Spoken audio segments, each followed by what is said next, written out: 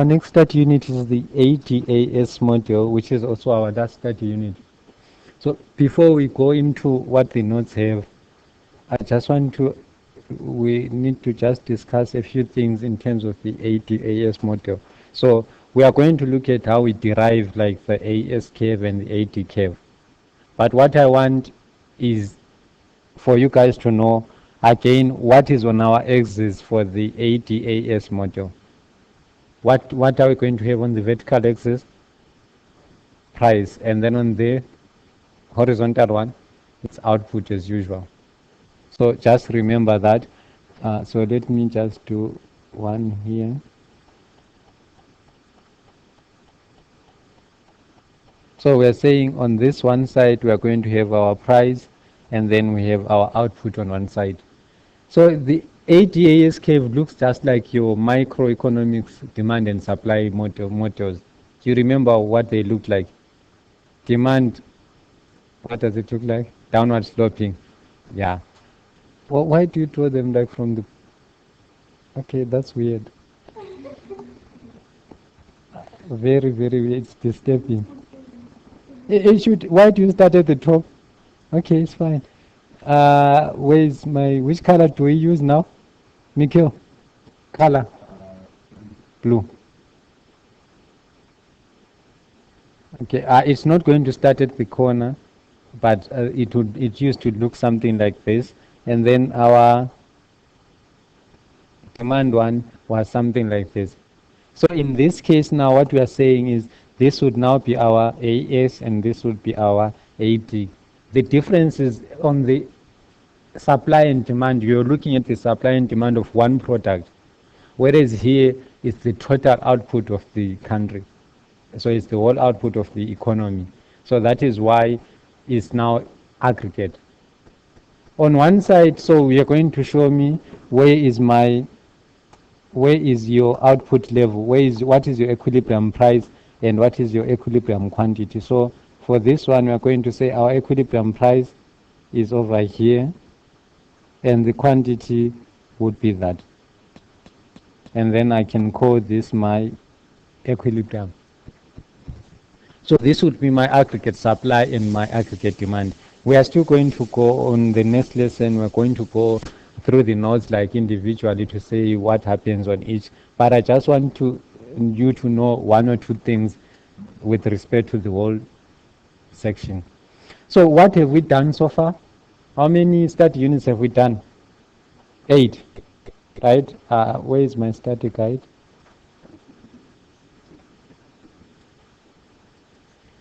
This is what we have covered, right? First study unit, it was about this overview of the South African economic environment, macroeconomic environment. That was the first one. We looked at the goods market. So let me just not do the first one. Over here, we looked at the goods market, financial markets, ISLM, openness, goods market, output and interest rate. How many is that? It's 1, 2, 3, 4, 5, 6. On these 6 units that we did, right, which policies were we using to influence output and the level of output? We were using fiscal and monetary. So we used fiscal and monetary policies. Those policies, we used them, and so far what we've covered is what we call demand side economics.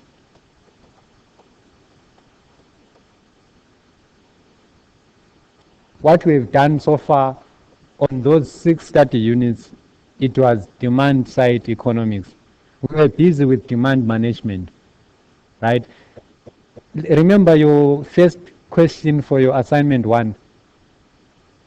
Question 1 of assignment 1, it was saying in this module, we are going to be looking at demand management, that is our, and so on and so on. And then we said the labor market, which is supply, we are not going to do it. You don't remember the first assignment, first question? Now it's fine, now we can do the assignment, it's already submitted. So we can discuss it now. Okay, so what that meant was All those topics were demand management. The only one that is on the supply side would be the labor market. Labor market is supply side economics. So what that means is all those policies that we did are on demand side. So your monetary policy and your fiscal policy, they are demand side economics, they are demand management tools. So knowing with that in mind, when we come over here, now if I say I do a fiscal policy or a monetary policy, which curve do you expect to be affected? The 80 curve. So your stabilization policies, we call them stabilization policies, only stabilization policies only affect 80. So if we say there was a decrease in government spending, there is no reason for me to find you shifting the AS curve. If we talk about exports and imports, it's still 80. Talk about consumption and investment, it's all 80. Interest rate, it's 80. Is that okay? So everything that we have covered, except for the start unit 8, which was the labor market, it has to do with your aggregate demand curve. If you do an expansionary monetary policy, what's going to happen? Expansionary monetary policy. Okay, let's do that. New page. So I want an expansionary monetary policy. So you chose to decrease interest rate. Okay, I don't want you to start with the interest rate. Now we are very educated now. Let's start with the repo rate. Let's start with the repo rate. What's the repo rate?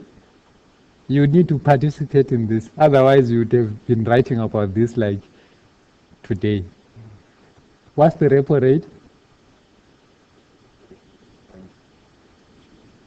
Yes, it's the rate at which the South African Reserve Bank borrows other banks, right? So let's say the South African bank reduces the repo rate. There is a decrease in the repo rate. What do we expect to happen to the interest rate that the banks charge us when we want to borrow? We expect it to decrease. Okay, so a decrease in the repo rate would lead to a decrease in the interest rate. And then what happens next? Hello? What happens next? Money supply. Okay, I can take that. Investment would increase because we say there's an inverse relationship between interest rate and investment. And then next,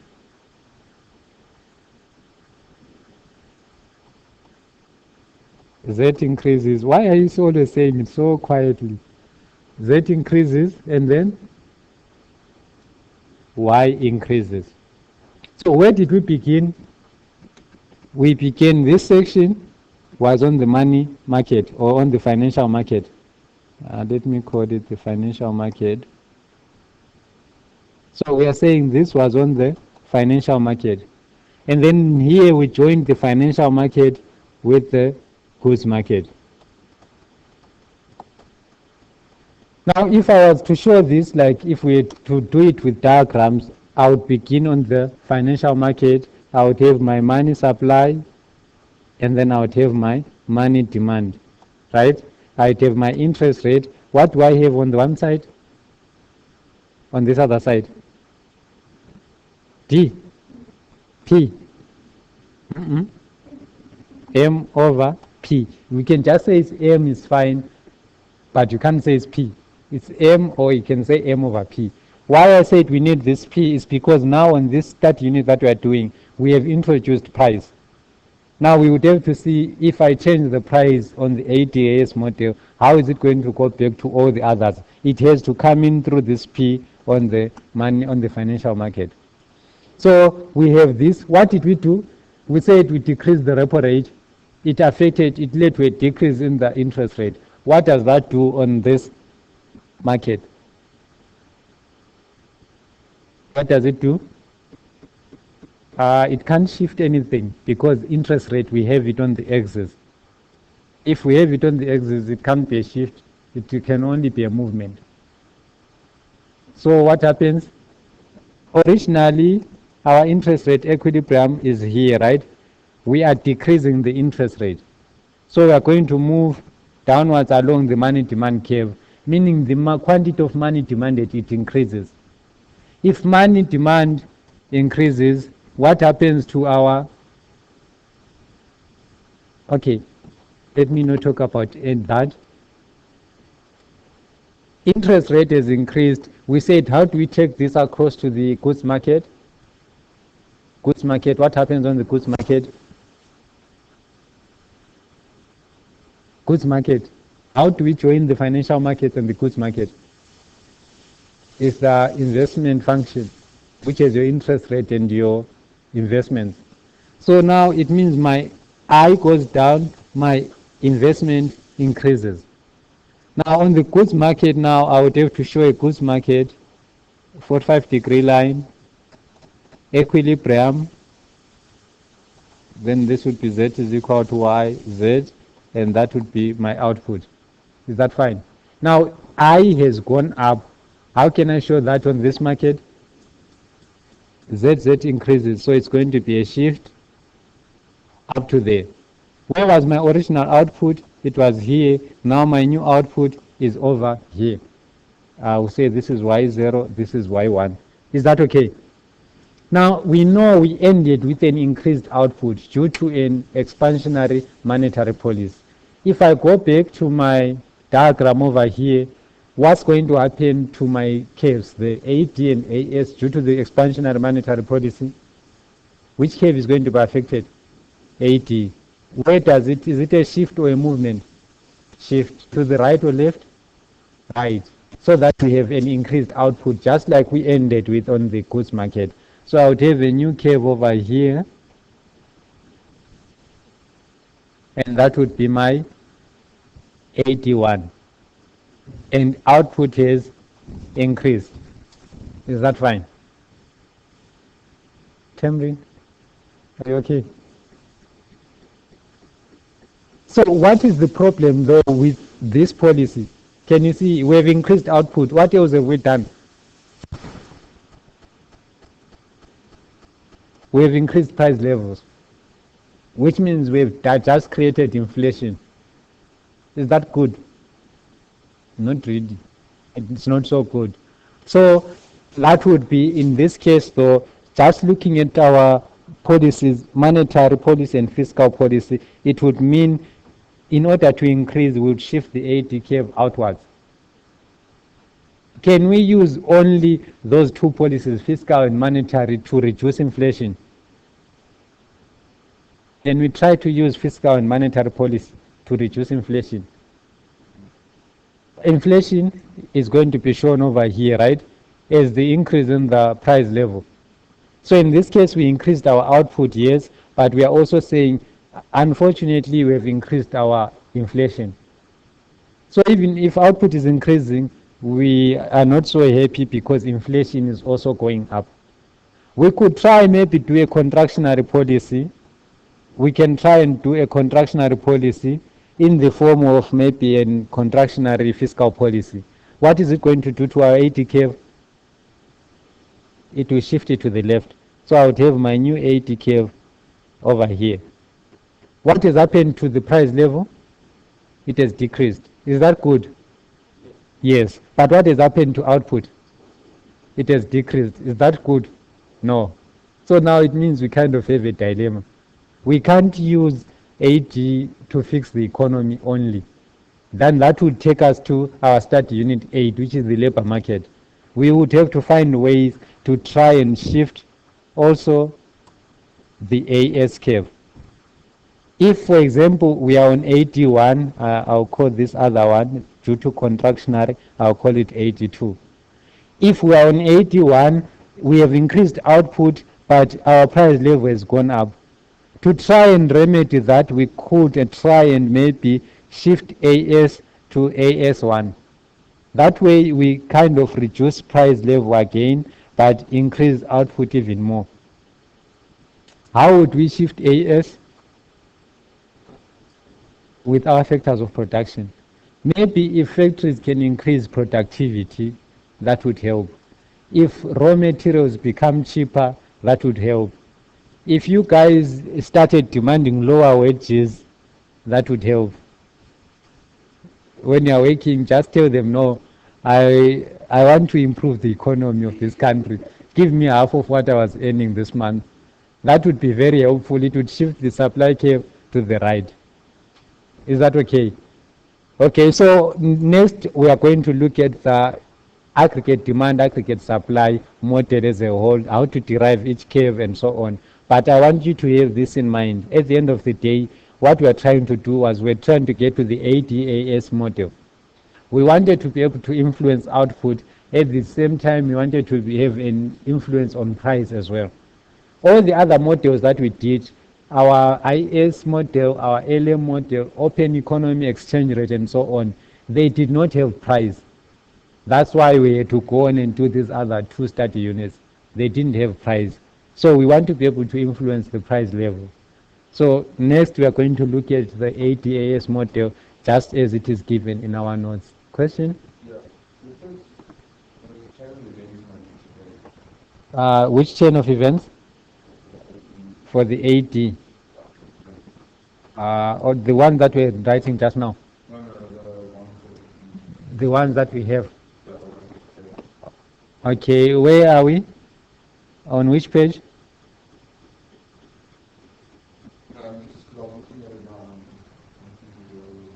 On the chain of events.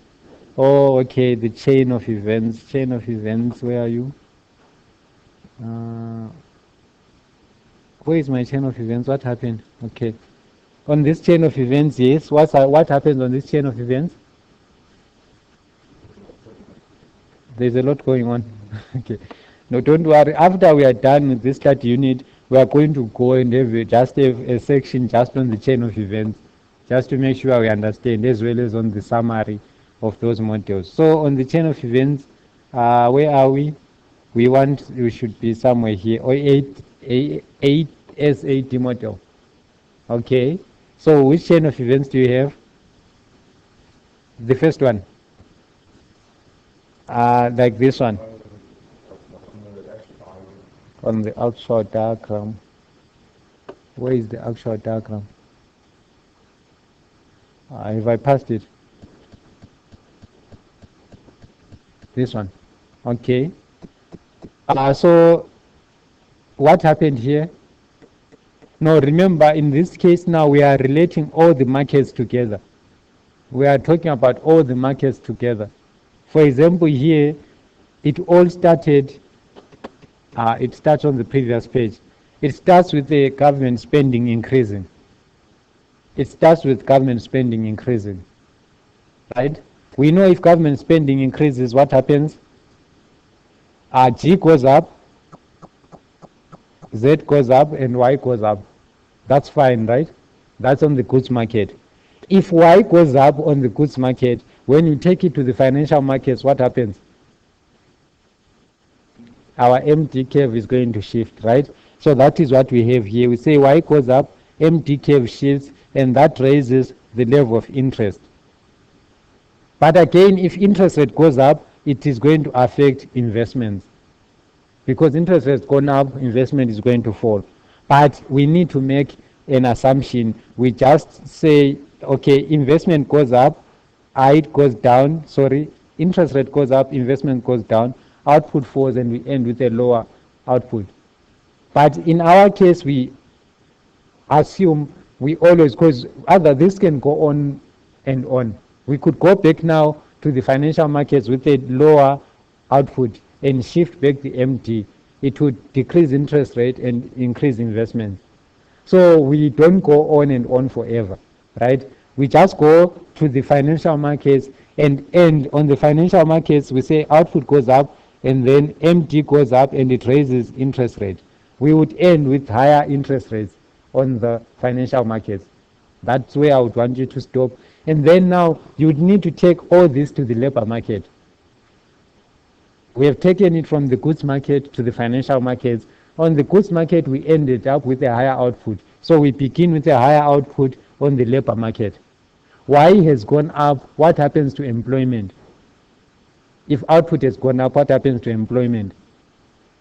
It goes up, right? Employment goes up. What happens to your unemployment? It decreases. If unemployment decreases, what happens to your wages? They would increase because people are employed, they can negotiate better wages according to the bargaining power we talked about. And then at the end, it would raise the price level. Now, we would have to go on from the price level and so on. That is what this chain of events is about. We ended with a price level, then we would say in the medium run, because now we talk about the short run and the medium run. But don't worry about that for now. Just try to understand your markets, your goods market, financial markets, labor markets, so that we are going to be able to combine them at the end of the day. Is that okay?